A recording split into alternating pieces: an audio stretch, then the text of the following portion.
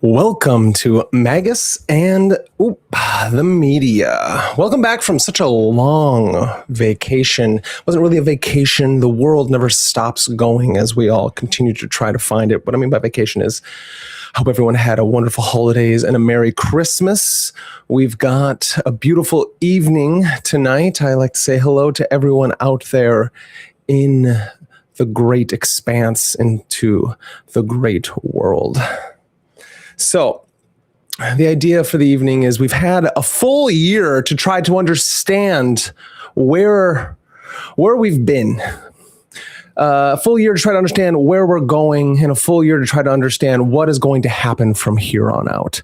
Because even though you may be increasing your virtues, your personal understanding of the world, becoming a better person, or just trying to hold on in this strange land, the world continues to move faster. And as the world continues to move faster, we try to understand it better, and yet trying to understand it better, we seem to not understand it at all.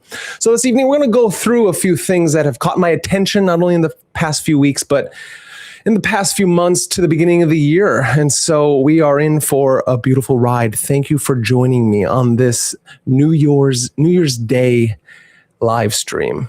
Let's get into it here at Magus and the Media, where we break down the world's media, film, literature, and anime of all kinds in an esoteric, philosophical, and occult lens. Hello, Sir Devlin. Let's go and get into it on this fine evening.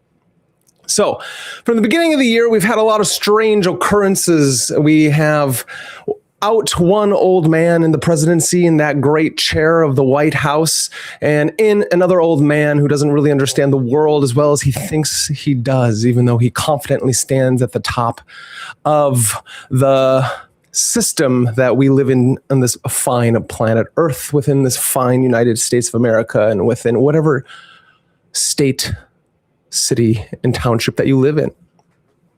A lot of weird things have been happening, so as soon as we get one president gone, we get a new one, as we continue to fall prey to this left versus right dichotomy. I hope we understand that that left versus right dichotomy isn't what we think it is. It's not what we want it to be. We want it to be this beautiful understanding of two ideologies that are continuing to battle for the health of our society, and thus the health of the individual. Hello, Dusty Wild Sea. Thank you for joining us tonight. Guys, I got a lot of beautiful things to say, and let's see if I can spit them out well. As you can see, one of my fine Christmas presents on this fine holiday season was a new bookshelf behind me, thus giving me a nice new layout. So we're going to continue to mold our studio, our temple, which is really going to help us understand the world around us. Because if we don't have a good understanding of the temple that we walk within in this strange place, this earth, this beautiful organism that people out there want us to see in a way that's very material, very scientific, quote unquote. If you're not watching me, you'll see I did the quote unquotes, and I think it's really important to understand what that means. It's not, I'm speaking of it in a way that's more allegorical, metaphorical, mythological. Because the world around us is made up of a bunch of bits of data, even though that bits of data then becomes very physical. The idea is that the things around us may be what they seem. Yes, as you walk around, you can have the old ancient Greek idiom of, the idea of like, I could be the philosopher staring up into the sky, but theorizing on all these amazing things of the cosmos, where we come from, where we're going in this ocean of chaos. But then all of a sudden, as I'm walking, I could just stub my toe on a rock and just realize that, yes, I'm still within the material realm. Yes, that pain receptors moved up through my nervous system and into my brain, so I understood that pain in a way, but it's not going to truly capture the essence of what it means to stumble upon something as I'm idealizing within the stars. And that goes back into the strange world that we're walking through. That strange world where we have presidents who think they understand a whole country, 300 million plus people on this continent, this island we call America. of what I've learned in my strange life is that what we deem the map to be in an idealized form doesn't seem to always come out the way we want it to. Because as I was saying in this strange America, what we got going on is from one old man out, another old man in, and a bunch of old men and women running a country, understanding that this country has an idealized version of itself. Is it what the forefathers wanted it to be? Well, it seems to be that the great new Atlantis that the forefathers were trying to build as they moved away from another big continent that was trying to control them, they wanted it to be a melting pot of individuals who could do as they please as long as they all stood for a very similar constitution about the freedom of the human individual, the human mind. Interesting enough, these people wanted us to understand our birthright. That's why they built the Constitution, and into that, the whole makeup of this new Atlantis, this United States of America. Where am I going with this? Well, it's the idea that every year we begin, and at the end of that year, it ends. And if we want to try to understand that a lot better, we could break it up into, the 4 seasons, right? You get spring, summer, fall, winter. Spring into this year, spring blooms and everything becomes beautiful because the winter was harsh, it was cold, and it was desolate. And in that harsh, cold, and desolateness, we need to awaken from that. And I read a great book called Radical Democracy in college, and it really helped me try to understand the individual's place within a society and what does it mean to have a metaphor to back up that thing, a mythology to back that up. And in that book, we placed in the coming of the seasons, of the cycles, and of this new year in understanding of how our political system is structured. And how it works is that when we are birthed forth into the spring, we have a radical democracy that we can all become free within. We can free ourselves from this. And as we do that, we move through the year beautifully, each individual choosing and doing as they please, associated to themselves toward these higher virtues. And then as we move into summer and fall, we must build structures to have a forecast, have a foretelling of what's going to happen in that winter. As the institutions are built up around us, we think it's all this beauty until bureaucracy kind of stems and starts to take place. And so we've really been able to see that in the beginning of the year with this changeover into this beautiful and lovely new presidency, a place where we have, again, this left and right dichotomy, which is trying to tell you as an individual who to believe, what to think, and who to trust in this strange happenstance, these strange circumstances of what we would call a free and just society. And in this free and just society, how we kind of have to understand ourselves again is that it's just like Persephone in the beginning in that radical democracy, Persephone in the fields of Eleusis, trying to just pick a flower. Interesting enough, this flower is what? The narcissus flower. But she picks it and she goes along with the rest of her flock, so to speak. And then out of nowhere, we get that understanding of Hades opening a portal and coming and pulling Persephone into the underworld. As Persephone is pulled into the underworld, we can think of it as ourselves being pulled into something that we don't quite understand, want to trust, but know that we have been stolen away from something, a level of innocence that we once had.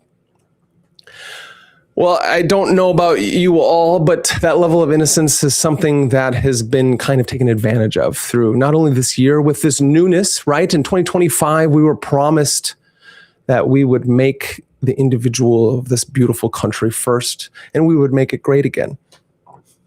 Because before, the last however many whatnots and so forth, as the system moves through its lefts and rights and its ups and downs, we get this this freshness, this thing like, it's going to be better this year.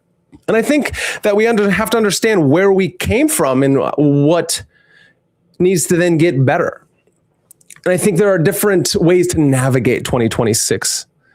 And what I'm always trying to have others out there in the world try to understand if they don't, or have a conversation about if we must, is that there are levels of the humanities that can help us with these things. Stories, philosophies, mythologies. And that each individual must find their own myth, find their own story in this beautiful world. And it's not going to come from the people in power, this pyramidal structure, this left-right dichotomy that we come from, the Hegelian dialectic. Hegel, that great German idealist, that great German philosopher. Let's try to place things in dichotomies, and as we move through the fire horse, right, the year of the fire horse, so we move through this 2026, we must be as that fire horse, Dusty. What does that mean? We must understand that we are on fire, and yet we can gallop forth with steadfast and beauty. And I think we can do that.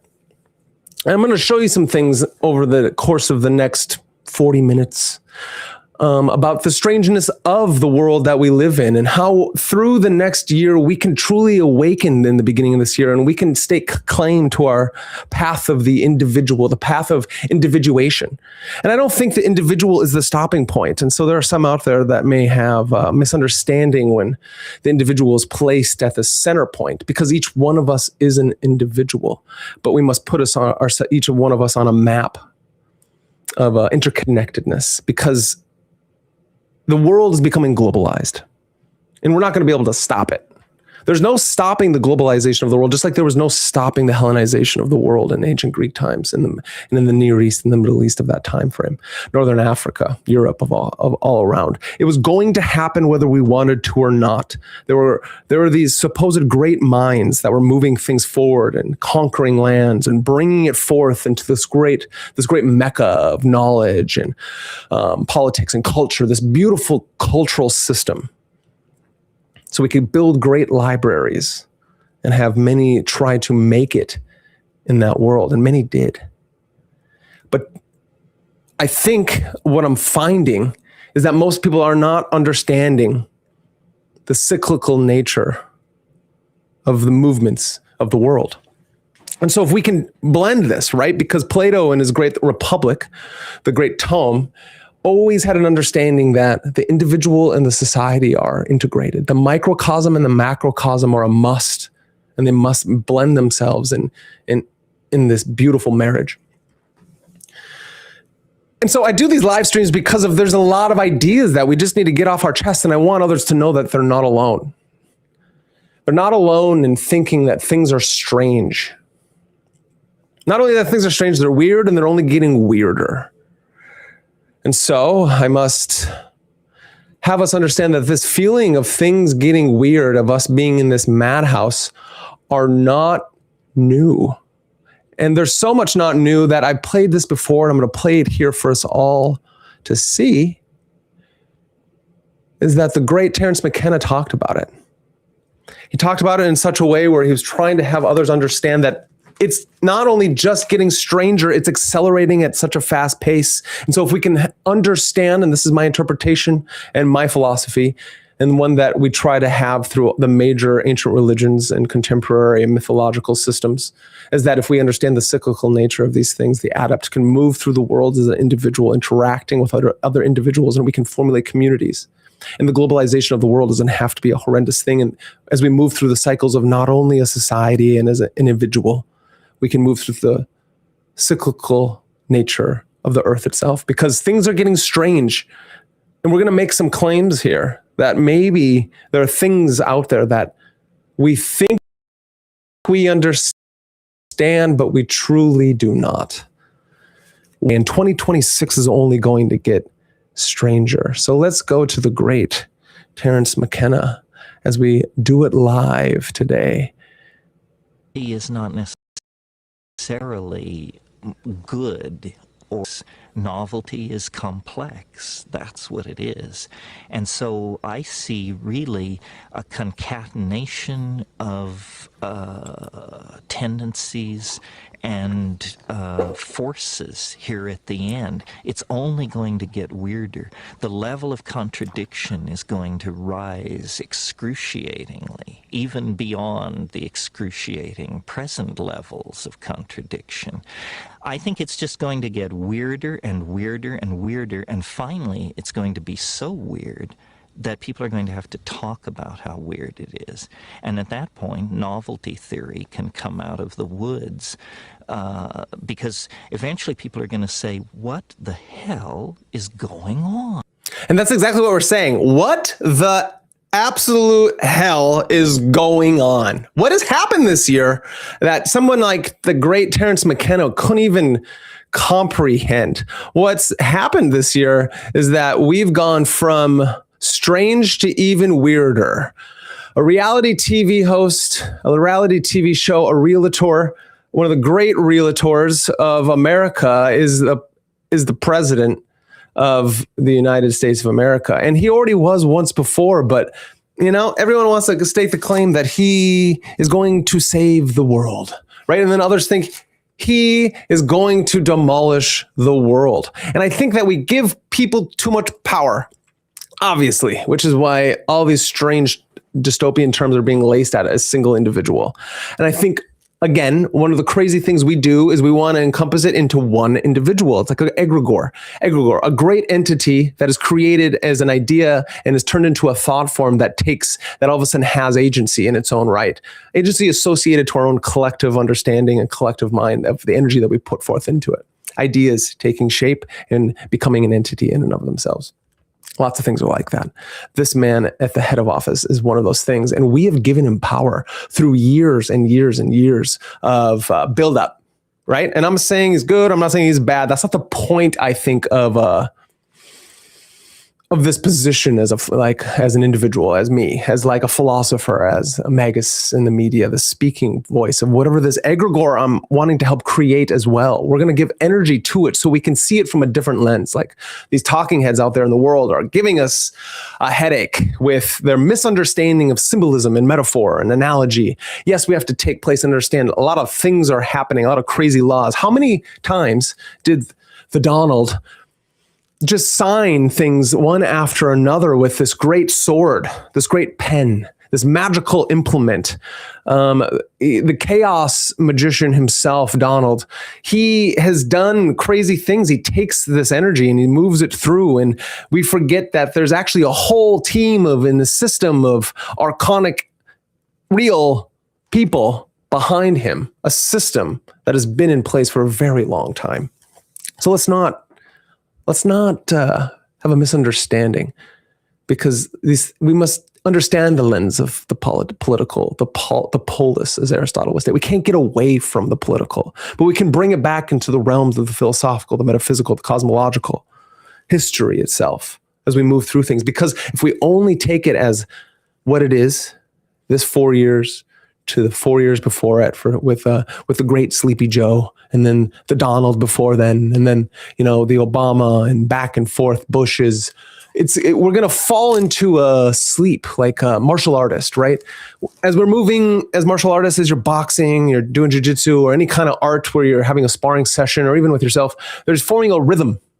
And you tend to fall asleep if you fall too much into the rhythms. That's why we have to take just a brief step back so we can see it differently.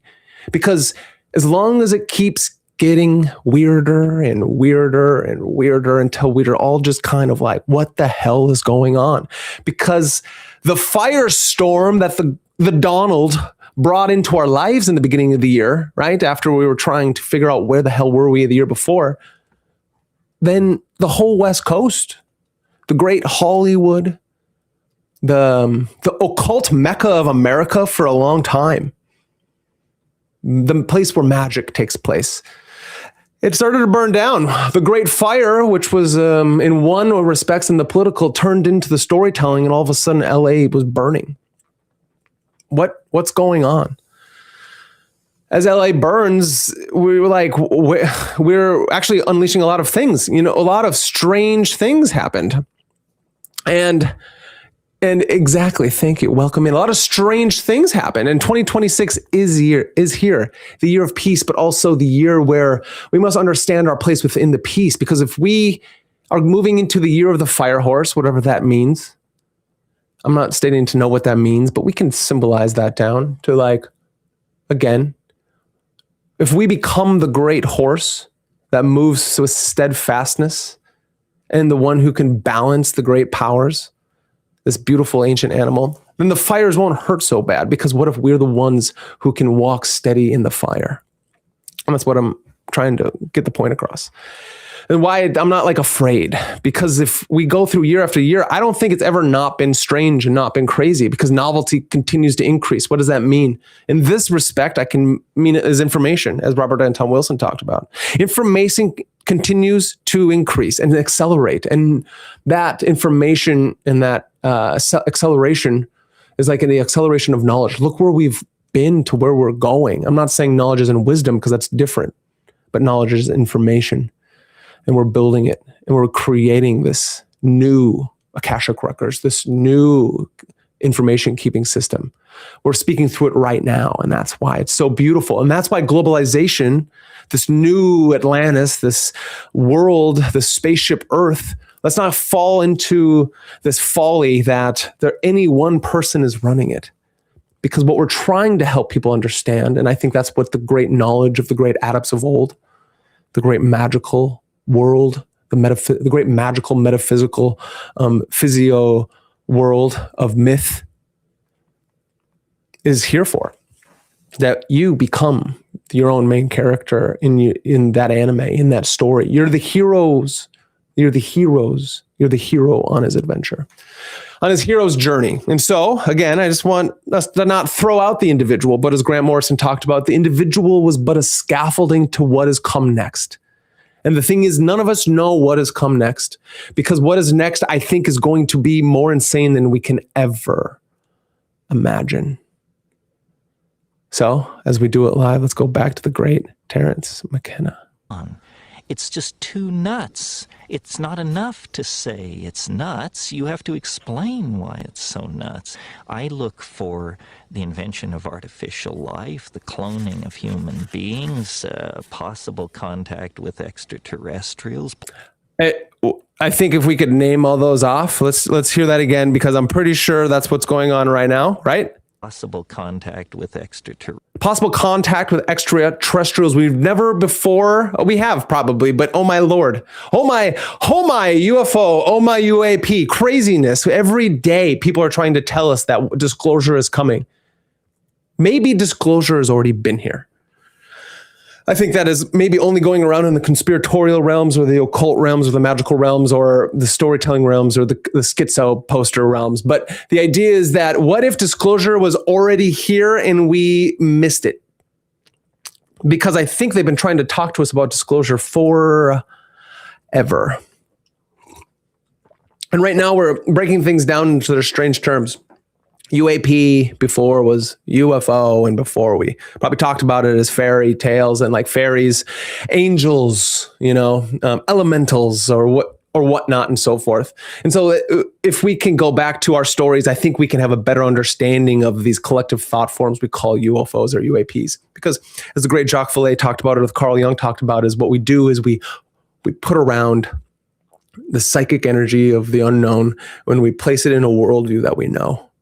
And so what if the great storytellers of today, maybe not even that great, but the ones who are formulating what our imaginations are making these unknown things into?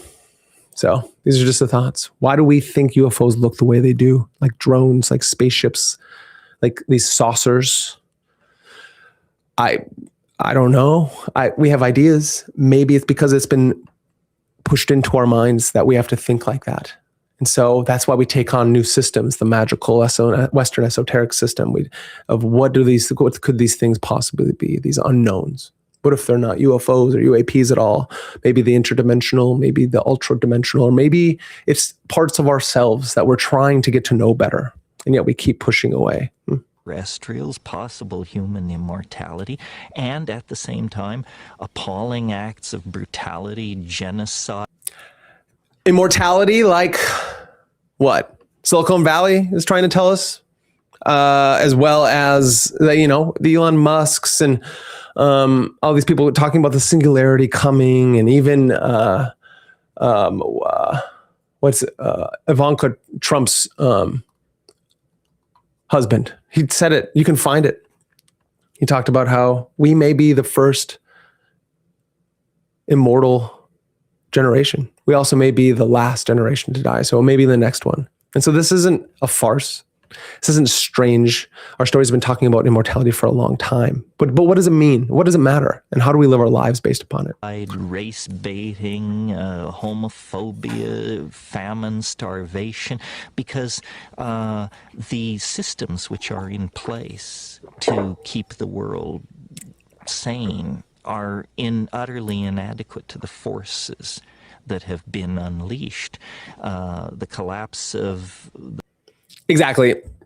There's so much violence and everything going on. And yes, the great Jared Kushner, right? Just along with the great Donald, the great Jared Kushner, these great real estate moguls, these people who are the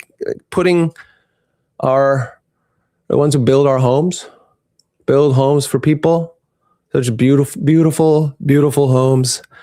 And where are we going to put them?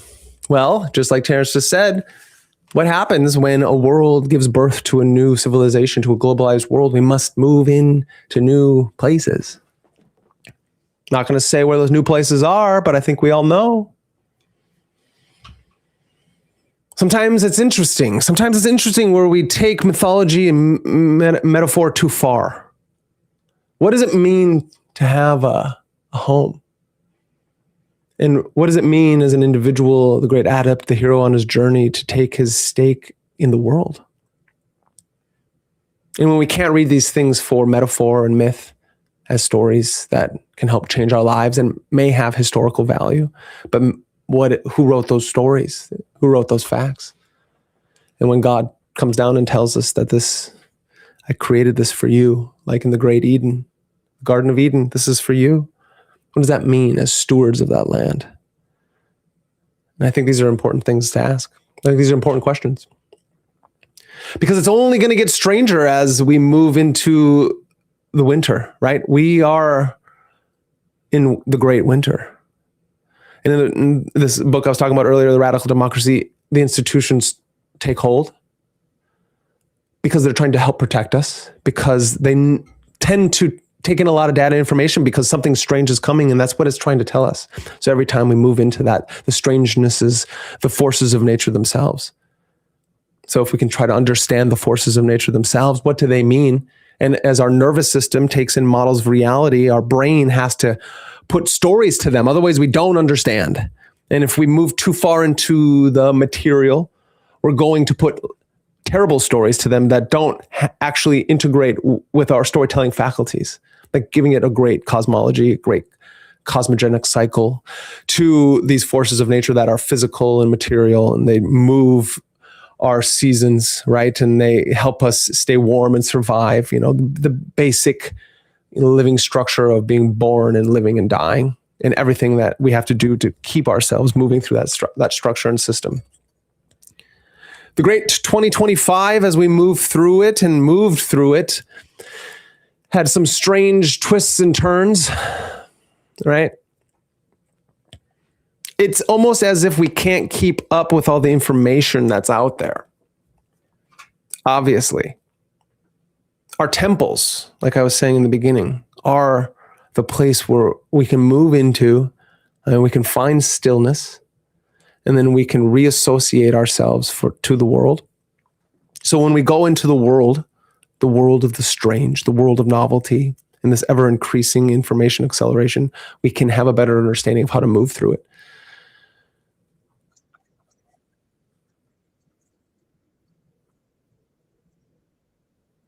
Nobody could imagine them ever happening. And now that they have happened, nobody even bothers to mention what a big deal it is.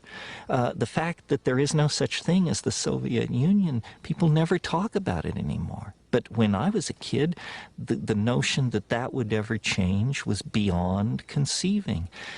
So the good news is that as primates, we're incredibly adaptable to change. Put us in a desert, we survive. Put us in the jungle, we survive. Under Hitler, we survive. Under Nixon, we survive. We can put up with about anything, and it's a good thing because we're going to be tested to the limits.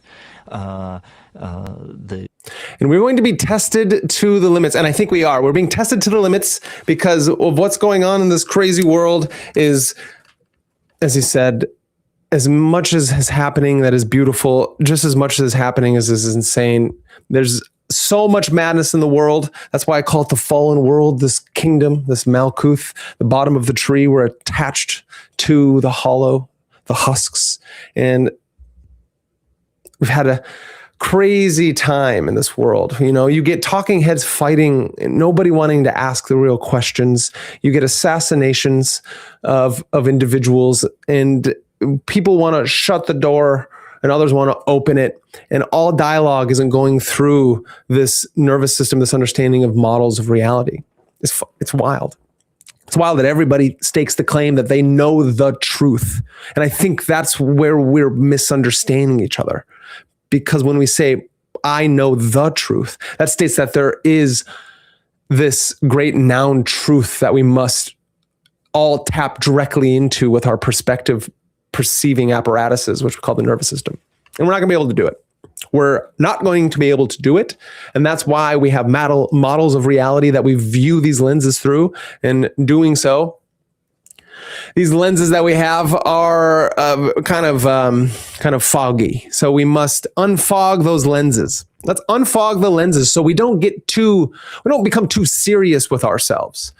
You know what I mean? We get too serious with ourselves. Like two old men fighting for running the military industrial complex, the supposed greatest nation in the world, the ones who create freedom for the rest of them. And then you get these strange triple houses, right? The judiciary system and the Senate and the Congress and this executive branch, all these things interacting with themselves, and they're all trying to say to you what you should do and think. And again, it goes back to the left-right thing. They're fighting, and it doesn't make any sense, and it's not real. It's not real because the very foundation that we have built our civilization on is actually changing under our feet. It's not stable out there anymore. That's why as magicians and alchemists, we have the great four elements so we can understand fire, water, earth, air. And if we don't understand some of those basic things, you know, how does our intuition work? What does the intellect do? What are we doing with our emotional apparatus, with the cup, with our own empathy and compassion structures? And what is the very foundation that we stand on? The disc. Let's talk about that one. The coin. The system itself is backed by that coin.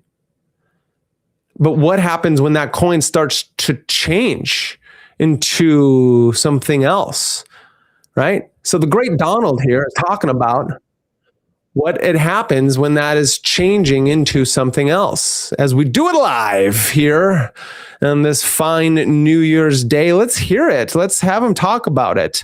It's going to change. Many Americans are unaware that behind the scenes, the technical backbone of the financial system is decades out of date. Decades out of date. Decades out of date. It's decades out of date. Just so you know, it's decades out of date. It is. It's been out of date since it started, since the Federal Reserve was put into place, and each one of you became more of a slave and debtor me. You know, and then they build things out of it because the gold standard works, the silver standard worked in its own right. But what happens with 300 million people? What happens with a globalized world? We must move into this infrastructure of AI and blockchain. And that's what he's going to say. We're moving into it, even though they're trying to say it to us at the same time that it's not real. What is it? What is Bitcoin? You know that Paul and others are straightening it out, but payments and money transfers are costly and take days or even weeks to clear. Under this bill, the entire ancient system will be eligible for a 21st century upgrade using the state-of-the-art crypto technology. Who would have thought we would have been saying that 2 years after a lot of Americans are unaware? A lot of people were saying that, Donald. A lot of people were saying that crypto and the blockchain or the cyberpunks were saying it. They've been trying to integrate it. They've been telling you it's happening. We're tapping into something else. And so what happens as we do that?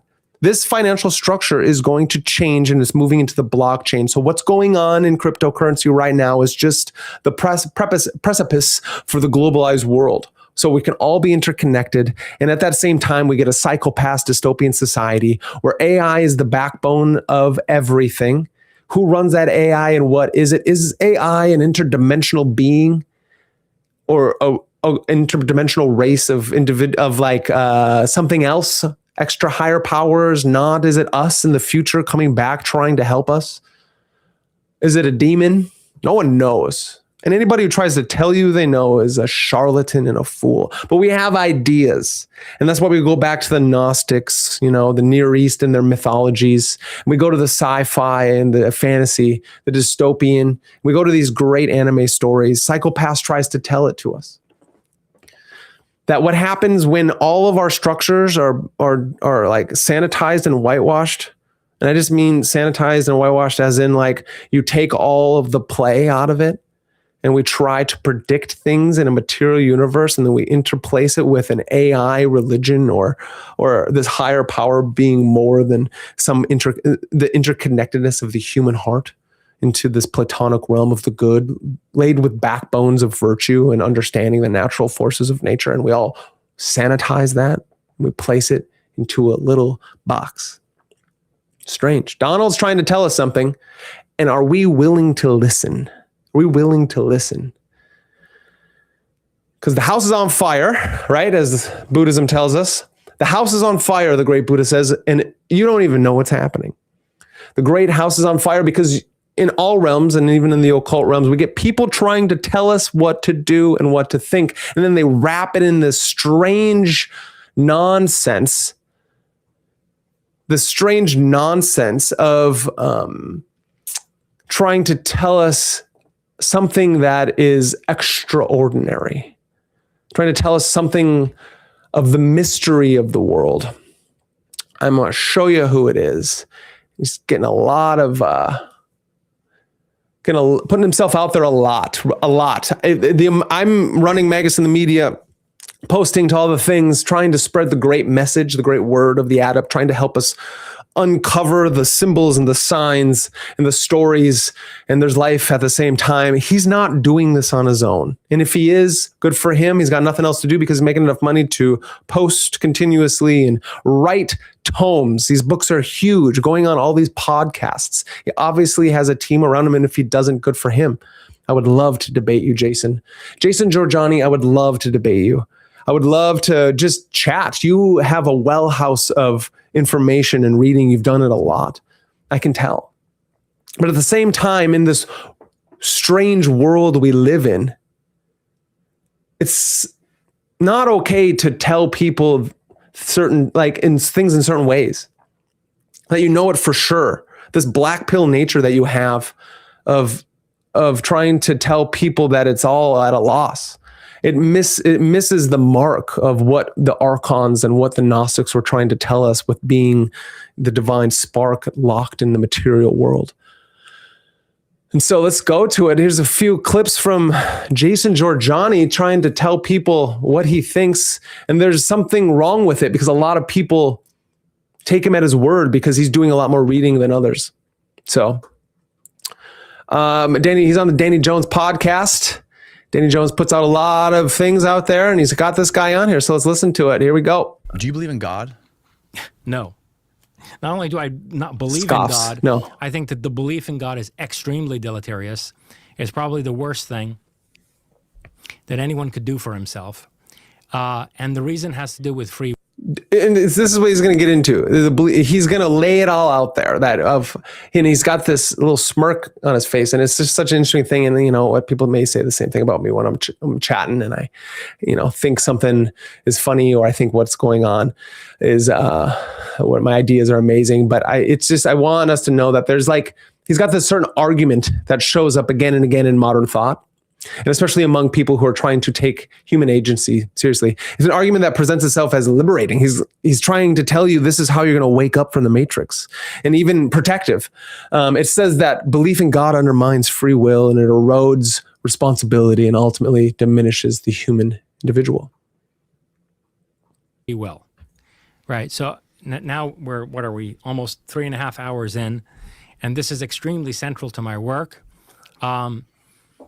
And so it really requires a much more dedicated discussion, but I will try to condense it, okay? Let me know if you're not following me. Okay. All right. God, capital G, is definitionally an omniscient and omnipotent being. God is all-knowing and all-powerful, right? I mean, you've heard that, I'm sure, a million times. Mm-hmm. Would you stop and think about that for a minute? If God is all-knowing, God already knows everything that's going to happen in the future. Right? Yeah. Okay. Well, where is God's mind accessing if God knows future events? What is being represented in the mind of God? I need to stop him already. Just the idea of the omniscient and the omnipresent idea is that God knows all things at all times, and he is everywhere at once. I think is a very, you got Pascal and his wager, and you got the theologians of its time, but he's trying to say what God is universally, and it's these two things at all times, and all religions think that. I think we're missing the mark there, Jason, because you can't do that. That's not how it works. Yes, we can generalize these things, but you need somebody to interview you, to ask you why and where are you getting that, and who do you think thinks that? Because there are very easy ways to move past that.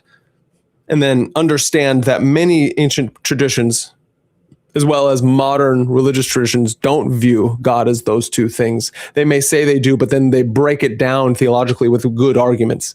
And this argument currently, in stating it, that the belief in God is not good, deleterious to the intellect and to a person trying to break themselves free from the matrix, is utter nonsense. And the utter nonsense is that he's like idealizing the great white man beard in the sky, and it's just not working. It doesn't work because that's not when you get deep into theological arguments what theology is all about. The ancient Greeks didn't think that. The Persians, when you go into like Mandaeanism or Zoroastrianism, Hinduism, right, Buddhism, none of these things have that idea of what God is. Even Jewish mystics, as we move up the tree to Kether, this allness God, he's speaking as God. What he's going to say is like God is going to now, how does God create suffering and harm, and also have this omniscient and omnipresent thing that's going on, and then be all loving at the same time. It's kind of like an introduction to philosophy, understanding of God. When God thinks about any and all events that are going to happen in the future. The future, right? God is accessing God with his omniscient mind. God doesn't access the future. God is not thinking about the future because he's not an individual. God is not an individual, so it's just not working out right now. You know what I mean? The idea is that the all mind, right? Even if we see it from a hermetic understanding of nous and logos, the mind isn't talking about a linear time progression through which we're trying to project outwardly to understand this idea of what free will and agency is, so I can not live in a determined worldview. Because if God is omniscient and omnipresent, then obviously we live in a determined world. And if we live in a determined world, that means I don't have free will in this world, and I want to have free will. Well, obviously destiny and fate, because none of us know what's going to happen next. So we move through the world as if we do. That is the agency of choice as we move through this world. But if you believe in God, does that mean you cannot then have that choice? And this is, again, goes back to that dichotomy, this Hegelian dialectic of left versus right thinking. Antithesis and thesis that constantly at war, free will or determinism, nature or nurture. There's no argument there. Because if we're working on a different perspective, we can work in a different world. A world that is a mystery, God not being this materialist thing. God is only one thing, static and ever present. I don't think so. That's not how we see it as magicians, as philosophers, as more continental, as more ancient thinkers. The contemporary religious thinker, the contemplative thinker. Mm-hmm. Is accessing the future as an existing state of affairs whenever he wants to know what's going to happen 1 million years or 1 billion years from now. Meaning the future already exists for God. That makes sense, right? Yes. Meaning the future already exists. Meaning it's already written. Or does he create the future? If God creates the future, now we're talking about God's omnipotence. Okay. Where God is considered by any religious person to be the power behind anything that happens in the world. Yes. And the Quran Yes, expresses he this says. very eloquently, where it talks about how like even a single leaf doesn't fall without the power of God being behind it. Which is a single leaf. What does that mean? Well, how can we see that single leaf? A leaf falls. So that has a force as it falls, gravity. The leaf is falling from a tree. The tree is shedding its skin. It is fall. And leaves fall from that tree because the tree is going into hibernation. Do you see how he's using a very materialist viewpoint and perspective to understand something which is like a poetry, which is has a mythology to it? You could write a whole story based upon the falling of this tree, the falling of that leaf from the tree. Instead, he sees it as time and God, that God was behind that force of that. Thus, let's hear it.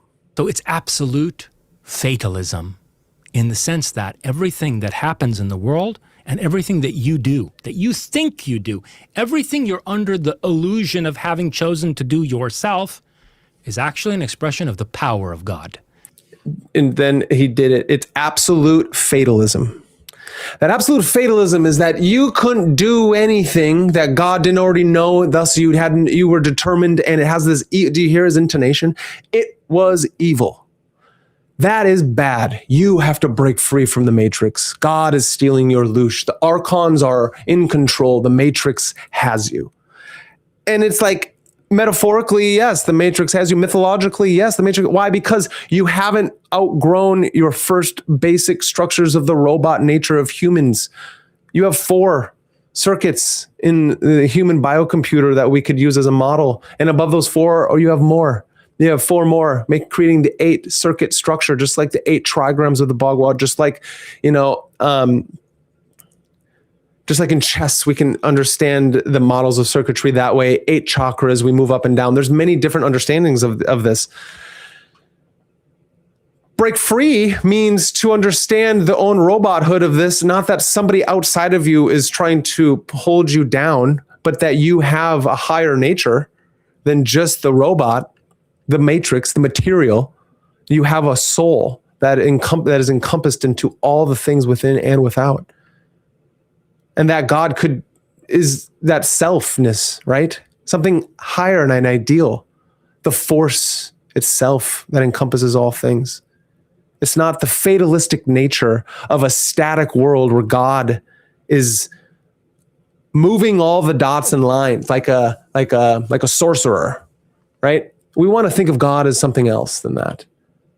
The great good, right? The Platonic God, the good, the forms, or the prime mover of Aristotle, or the deist's understanding of God. It's not this father God in the sky that he sounds afraid of. Moreover, God knows in advance everything that you're going to do, meaning that everything that you're going to do that you think you have any choice over is already foreordained, meaning you have no free will. Meaning you have no free will. You see? You see? You are like a ventriloquist dummy.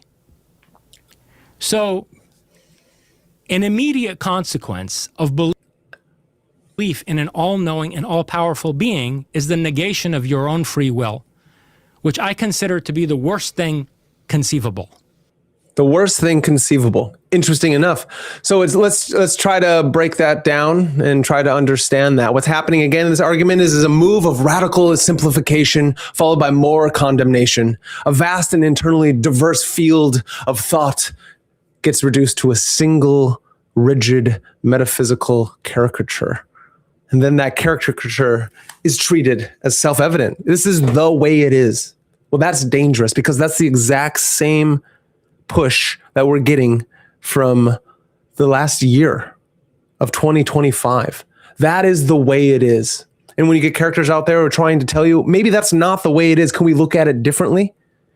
They look at you and they say, no, that's silly because the world is this static thing that I can hold and I understand with no questions or changing of perspectives, especially when they're trying to tell you they are the ones helping you change perspectives. No, I've seen it all. So it must be this way. Let's move forward. No, we don't have to. Because yes, we can see it, as he states here in this last little video as we move through it. We can see it And this is from the brilliant Aeon Byte and the Miguel Connor. He's a brilliant man. I've followed him for a very long time, but he's brought Giorgiani on, and I've listened to a lot of Jason Giorgiani's stuff, and I used to like a lot of it. But as I've progressed in my own time, I've come to an understanding that there's a lot of fear-mongering here. And so there's something else going on. And so what I'm trying to say is that there's narratives that are being driven from all over, and we just got to watch out. We got to use the sword, right? We have to use our reason, use the intellect, use the fire, the flame. Use fire, use our intuition to understand the foundation that is slipping around us at all times. We can stand firm as the magician, as the philosopher king, as the warrior on his path in this great call to adventure which we're on. That if we see it with mystery and not pure fatalism, that somebody else has the power over me, then I can take a stand as an individual, shed the individual, the construct of individuality, which it just is. And then upon doing that, I can transcend. And that's what Giorgiani's missing. There's levels of transcendence. Can we transcend this thinking that we have into knowing that there's something more than that? It is his own Promethean fire. He talks about it in a lot of his work, and that's what I liked about him. He talked about Prometheus. So it's interesting how we can have somebody talking to us about the metaphor and the mythologies of through time, like Gnostics and stealing of Lush and of our energy structures and of archons. And then all they have to do is they have to slightly twist it a little bit, and then all of a sudden we're falling in a deep well of despair. And that's not how magicians, that's not how philosophers, that's not how kings, warriors, lovers, poets move through the world. We move through the world with mystery in our hearts and a pen in our hand, the sword ready, so we can move through the world with free will and agency. And no one can take that away from you. No talking head can take that away from you, because we must look below the narratives of political figures, of cities and worlds being on fire.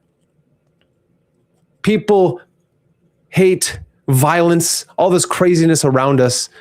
And we must use the perspectives that we have been training to use, reading those books and the stories that are going to help show us what it's like to suffer, and through that suffering, transcend it and become more than that. Because the world is being globalized, and that's okay. We're not going to stop it. But what we can do is that we can be ready for it.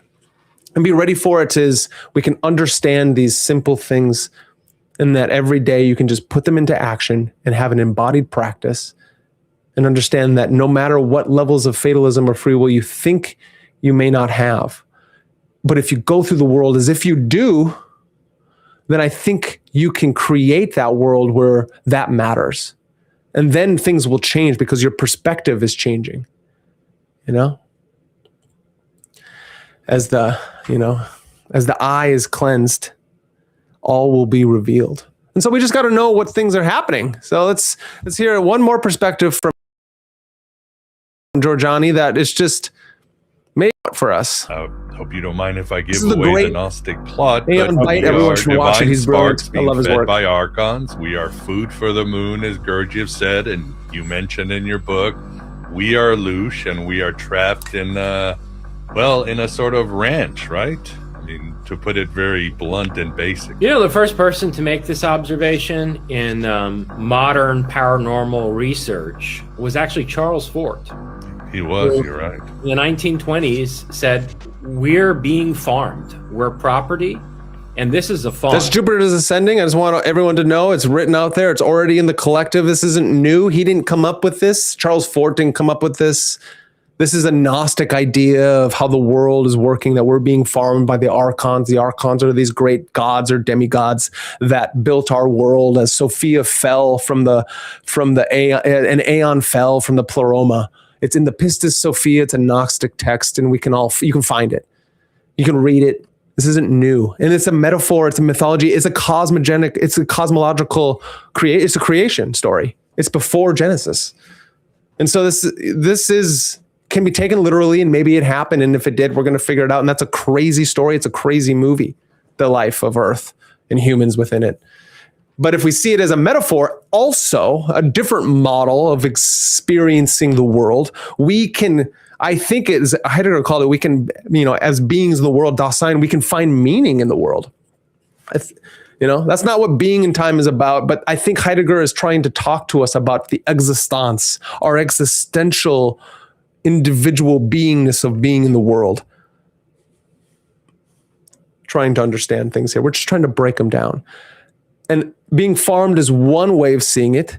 There are other ways to see it. And once, maybe to wake up, we must understand that we are being farmed of our energy at all times, everywhere at once. But how do you break free from it? And that's what Giorgiani's not telling us. And, when you read through Robert Monroe's writings, especially his book Far Journeys, and you see how he develops this conception of human energy that can be harvested, which he calls loosh, and the production of this loosh, particularly through adverse and intense emotional states, extreme desire, anguish, deep emotional suffering, trauma. Thank you, Aeon. Bite. Thank you, Samuel. Or Miguel Connor. Yeah, your brilliant work. But Jason, I think just at least tell me where that you're talking, where it's coming from. That the Gnostics, this is a Gnostic idea, and Miguel said it right away. The Gnostic idea, you wrote it in your book, and then he goes on to talk about it as if it's his.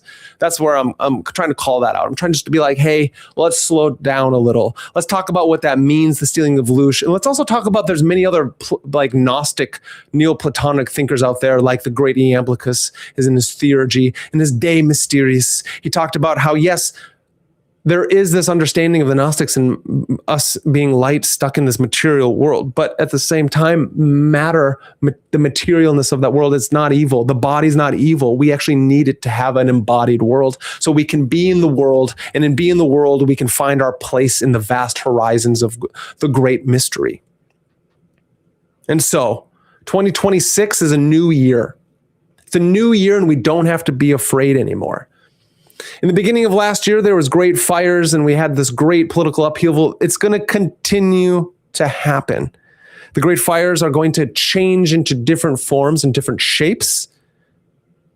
And there's going to be new things. The novelty is ever going to be increasing. There's going to be a new financial system. There's going to be new technology. There's going to be new ways of interconnecting and more crazy things of violence and hate. And Soylent Green is people. It is. Soylent Green is people. You are out there being stolen. Your energy is being stolen. And so how I'm going to finish and end this beautiful stream of ours is that not just the ancients, there's modern people who do it too. The adept understands that with certain practices like magic and mysticism, if you have a kung fu practice or a martial art practice, you can understand the internal practice of all martial arts, and you can formulate a boundary. In magical structures and systems, you banish, and you banish often. You invoke with prayer. You chant and use mantra. You meditate.